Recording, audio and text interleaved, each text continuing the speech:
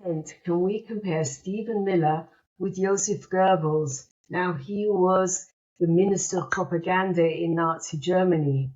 Is there a valid comparison of these two? Hello, my name is Caroline, and I would like to welcome you to a new episode of my podcast, One Opinion from Europe.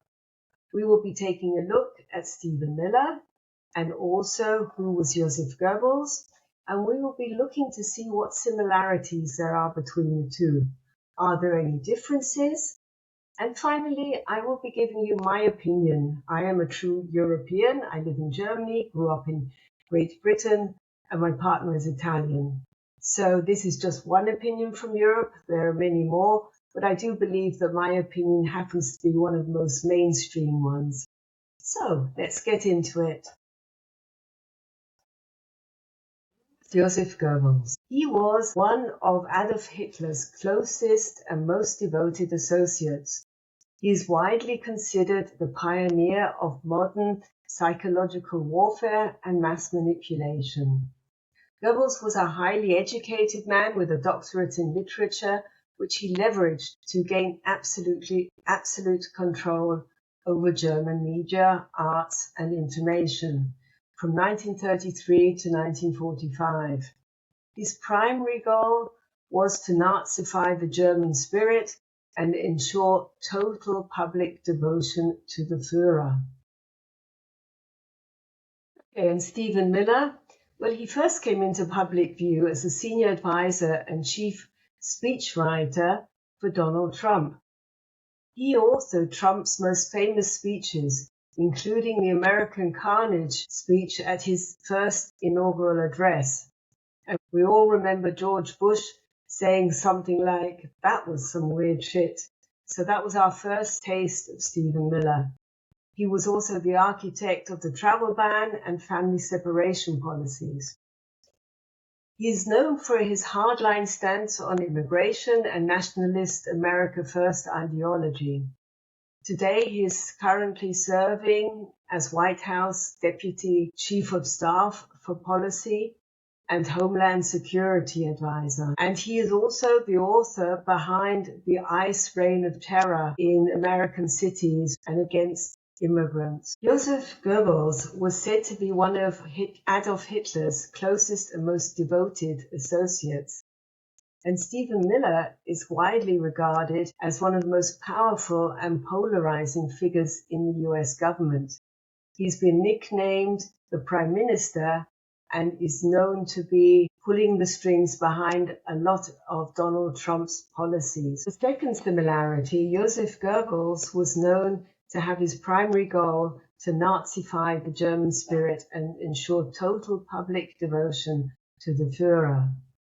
And we all know that Stephen Miller oversees nearly every domestic and foreign policy the administration touches.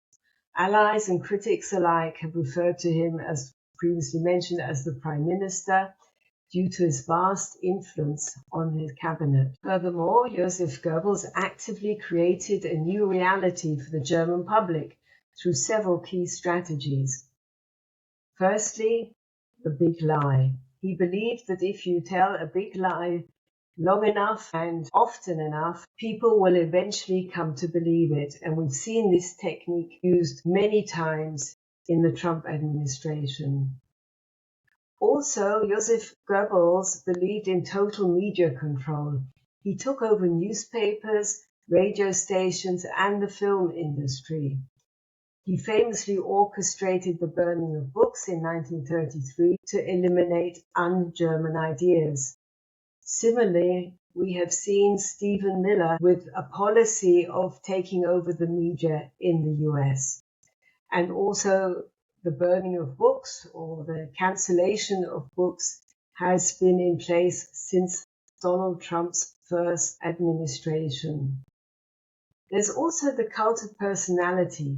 Goebbels was the chief architect behind Hitler's public image, portraying him as a godlike, infallible savior of the nation. Now, we don't see Stephen Miller really projecting himself so far into the public view. So maybe that is one slight difference. but both of their rhetorical techniques are very similar, very fast, very maniacal, if you ask me. So historians like Ruth Ben-Ghiat, who study strongmen, often point to specific shared techniques. Let's look at the invasion rhetoric. Both men have been noted for using dehumanizing language to describe minority groups, specifically the Jews in Nazi Germany and the immigrants in the Trump administration. They portray them as poison or infestation to create a sense of national emergency. Additionally, both Goebbels and Stephen Miller prioritize an us versus them worldview. They cast political opponents not just as wrong, but as enemies of the state, or even vermin. So to what extent do we see differences? Equating the two is often criticized as an extreme comparison because it overlooks the reality of their respective eras. Goebbels operated in a totalitarian dictatorship where he had the power to imprison or execute journalists. Luckily, Stephen Miller operates in a constitutional democracy with a so-called free press and an independent or alleged independent judiciary and a legislature that can challenge him.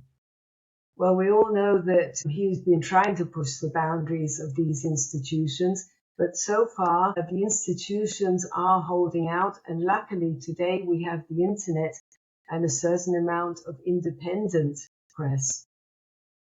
Goebbels' propaganda directly facilitated the Holocaust, a state-sponsored genocide, while Miller's immigration policies, we know family separation, have been condemned by international bodies as human rights violations.